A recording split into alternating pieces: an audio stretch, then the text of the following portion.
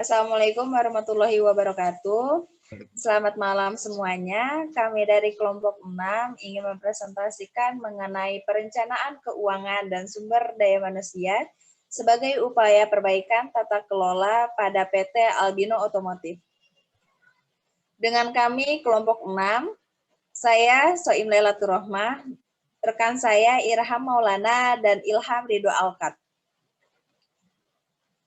Selanjutnya, pada presentasi kali ini kami akan membahas mengenai latar belakangnya, mengenai pola gaji perusahaan, peran perusahaan dalam mensejahterakan karyawan, dan struktur organisasinya. Selanjutnya,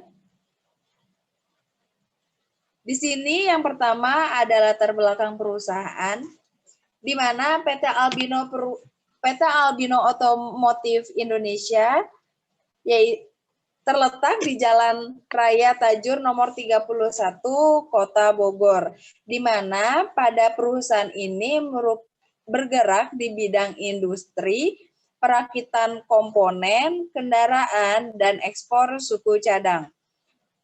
Pada PT Albino Otomotif Indonesia merupakan perusahaan terdepan dalam pembuatan truk dan bus.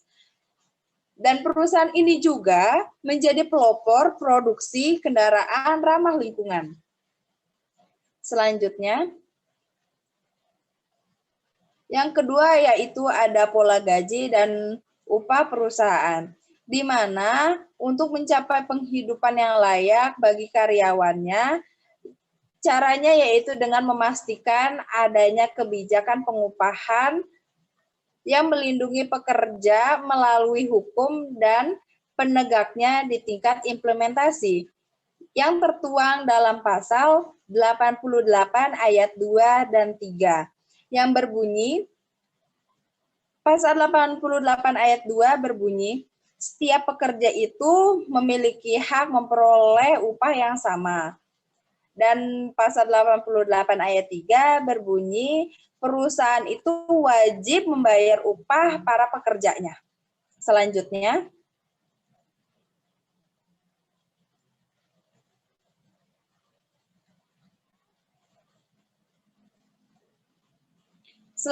yaitu ada pola gaji dan upah perusahaan, di mana mengacu pada pasal 27 ayat 2 Undang-Undang Dasar 1945 yang berbunyi,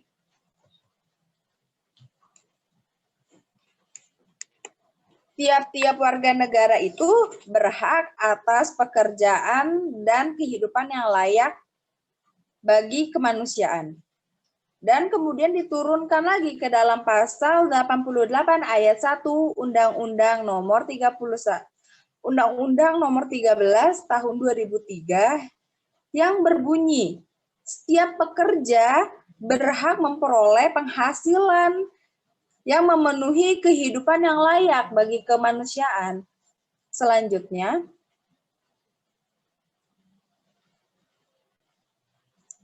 berikut merupakan contoh tabel upah pada PT Albino Otomotif Indonesia. Selanjutnya yaitu ada pola gaji dan upah perusahaan ini setelah disahkannya peraturan pemerintah nomor 78 tahun 2015, penentuan presentasi kenaikan upah minimum suatu karyawan setiap tahunnya itu dilakukan pemerintah dengan mengacu pada angka implementasi dan pertumbuhan ekonomi. Yang dimaksud di sini itu angka implementasi itu merupakan suatu skala kenaikan pada harga barang atau jasa selama jangka waktu tertentu. Jadi, adanya kenaikan upah ketika adanya kenaikan suatu tingkat implementasi.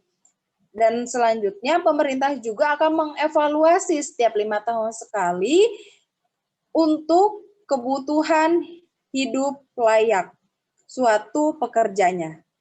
Selanjutnya akan dilanjutkan oleh rekan saya, Irham. Ya, terima kasih Soim. Di sini ada cara menghitung upah karyawan. Jadi menghitung upah karyawan itu adalah sama dengan upah minimum. Contohnya, upah pokok 75% ditambah tunjangan tetap 25% sama dengan upah minimum. Sedangkan dari sisi buruh, upah pokok adalah sama dengan upah minimum. Sehingga upah adalah upah minimum 75% ditambah dengan tunjangan tidak tetap 25%. Misalnya upah sama dengan upah minimum yang 75% itu ditambah tunjangan tetap 25%, sehingga akan ada tambahan upah sebesar 1/3 dari upah minimum. Selanjutnya, di sini ada contoh gaji upah karyawan dari salah satu karyawan PT Albino Otomotif Indonesia. Selanjutnya,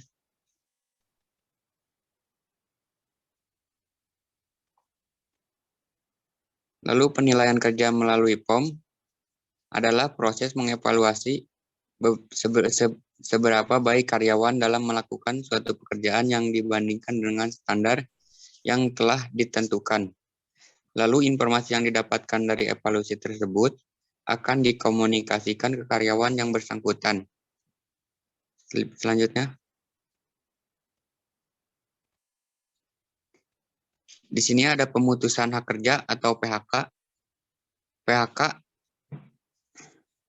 PHK adalah pengakhiran hubungan kerja karena suatu hal tersebut yang mengakibatkan berakhirnya hak dan kewajiban antara pekerja dan pengusaha. Selanjutnya,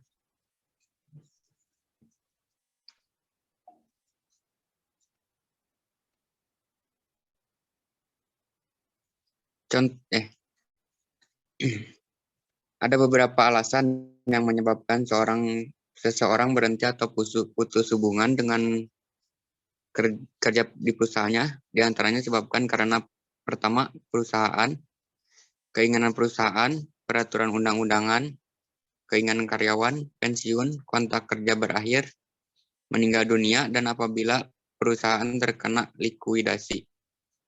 Selanjutnya,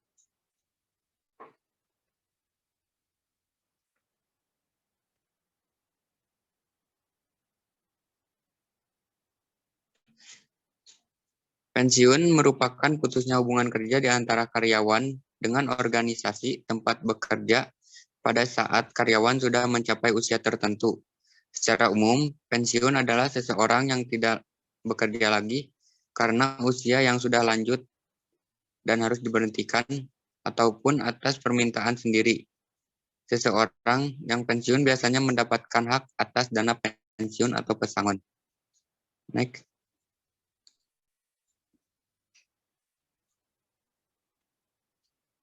Selanjutnya mungkin akan dilanjut sama saya. Di sini pesangon yang diberikan oleh perusahaan kepada karyawan sendiri itu yang pasti harus memasuki usia pensiun atau enggak keinginan sendiri untuk berhenti bekerja di suatu perusahaan. Nah, menurut Undang-Undang Nomor 13 Tahun 2003 itu disebutin apabila perusahaan punya program pensiun, iuran itu bisa dibayar oleh perusahaan. Jadi karyawan yang pensiun itu udah pasti berhak mendapatkan uang penghargaan atau uang pensiun. Nah, berikut ini contoh uang pesangon yang diatur di dalam Undang-Undang Pasal 156 Ayat 4. Jadi, untuk uang penghargaan masa kerja atau uang pesangon itu semakin besar karena tingginya masa kerja. Misalkan semakin lama kerja, apabila contohnya 7 tahun kerja atau 8 tahun kerja, maka besaran upah pesangonnya bisa mencapai 8 sampai 9 bulan upah. Nah, di dalam uang pergantian hak atau UPH ini yang termasuk di dalam pasal 156 ayat 4 yang meliputi satu, ada cuti tahunan yang belum diambil atau belum gugur. Kedua, ada biaya atau ongkos pulang pekerja. Dan yang terakhir ada hal lain yang ditetapkan dalam peraturan perusahaan atau PKB. Nah, untuk menghitung dana pesangon, kami memberikan contoh dari salah satu karyawan yang mengambil uang pesangon saat memasuki masa pensiun. Contohnya adalah ketika si salah satu karyawan memiliki gaji sebesar 4.378.296 dan memiliki masa kerja 4 tahun, maka seperti yang disebutkan di sebelumnya, semakin dia lama bekerja, maka akan semakin tinggi mendapatkan uang pesangonnya. Nah, untuk di sini dijelaskan uang pesangonnya sebesar 19.800.000, lalu penghargaan sebesar 5 juta, penggantian hak seperti transportasi dan lain-lain sebesar 450.000, hak pengobatan sebesar 3.850.000, maka uang pesangon yang diterima oleh salah satu karyawan ini sebesar 29.100.000. Nah, lalu yang akan kami bahas di sini adalah struktur organisasi dalam perusahaan. Menurut Robbins di tahun 2007, struktur organisasi itu sebagai penentuan di mana pekerjaan dibagi dan dikelompokkan secara formal. Nah, secara umum itu struktur organisasi merupakan sebuah garis hierarki atau yang bertingkat yang untuk menyusun perusahaan. Jadi di mana setiap individu berada di lingkup perusahaan masing-masing dan yang pasti memiliki posisi dan fungsinya masing-masing. Nah, dari PT Albino ini pun memiliki struktur organisasi mulai dari presiden direktur, direktur komersial, direktur operasi, divisi HRGA, technical engineering, divisi manufaktur, divisi pemasaran, dan lain-lain. Untuk job deskripsinya atau job spesifikasinya, presiden direktur tersendiri pun memiliki job spesifikasi yang tergolong sangat tinggi. Contohnya untuk perusahaan PT Albino Otomotif ini memiliki job spesifikasi untuk presiden direktur seperti minimal lulusan S2, lalu tidak terjerat masalah atau terkena kasus hukum, dan memiliki pengalaman kerja kurang lebih 4 tahun di bidang yang tinggi di bagian perusahaan tersebut. Nah, yang kesimpulan dari PT Albino Otomotif ini, jadi dalam memberikan upah, PT ini pun memperhatikan prinsip keadilan. Nah, selain masalah keadilan, maka dalam pengupahan juga perlu diperhatikan nih, kayak unsur kelayakan. Nah, layaknya ini tuh bisa dibandingin nih sama pengupahan pada perusahaan lain, atau menggunakan peraturan pemerintah tentang upah minimum, atau juga menggunakan kebutuhan pokok minimum. Nah, untuk upah pokok minimum tersendiri, karena PT Albino Otomotif berada di Kota Bogor, untuk Kota Bogor sendiri itu memiliki UMP sebesar 4.100.000. Nah, saran dan penutup untuk PT ini mungkin setiap perusahaan itu pasti memiliki sistem penggajian dan pengupahan yang layak. Dan perusahaan tersebut harus bisa memperhatikan kebutuhan real dan posisi profesionalisme sehingga kepentingan perusahaan dan kepentingan karyawan akan mendapat titik temu atau meeting point. Mungkin terima kasih. Mohon maaf apabila ada kesalahan. Kami akhiri ya. Wassalamualaikum warahmatullahi wabarakatuh. Selesai deh.